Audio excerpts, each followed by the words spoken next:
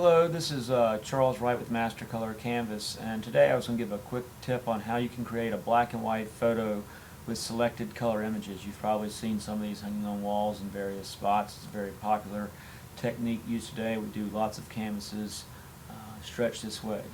So to get started, I'm using Photoshop. It's pretty much the same commands in Photo Elements, and they're programs that are much like these two, but the commands are slightly different, but the concept's the same, and you should be able to figure it out just by playing with it. But what you do is you open up your first image, one that has a lot of color, and you need to duplicate it. So here, once again, using Photoshop, I just go to Image Duplicate. It'll come up the same file name with copy at the end of it.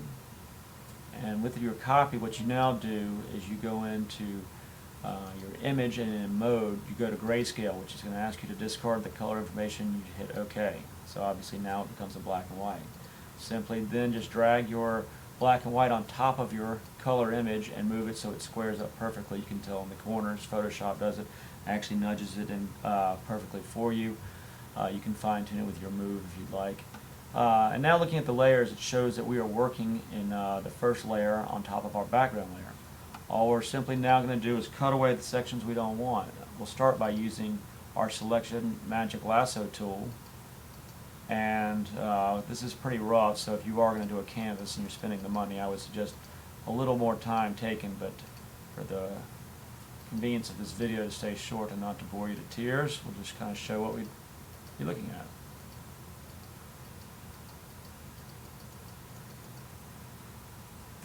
Voila! Now the colors come through. Like I said, we missed a little bit here. It looks like some color from the ear coming through. But another tool we can use, and what I would really suggest if you want to get into fine-tuning ears, let's say the strap of her dress ears, a selection tool would be nice if you want to do the just for speed of this process. But let's say I missed this corner over here and there.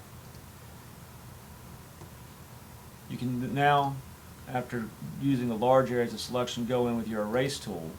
It's a little big, so let's make that eraser tool a little smaller. And just go in here in these fine-tune areas and take out the straps. Not trying to get in too much of her skin. Remember, you can always hit Command-Z if you happen to go over here and get into her arm. And you don't want the skin highlight, just Command-Z and it'll erase what you last did. Okay, let's back out and see how she looks.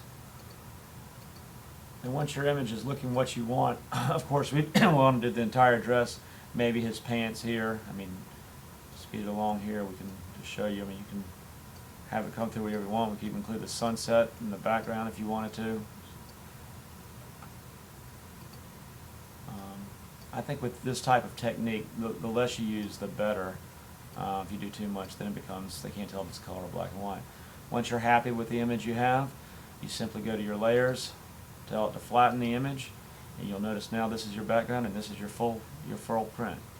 Once you've saved it, I would just upload it, whatever size you're looking for on the canvas, ship it to us, and we'll have it back in your hands in 3 days, and you can have it hanging on your wall within minutes. We'll have some other tips later.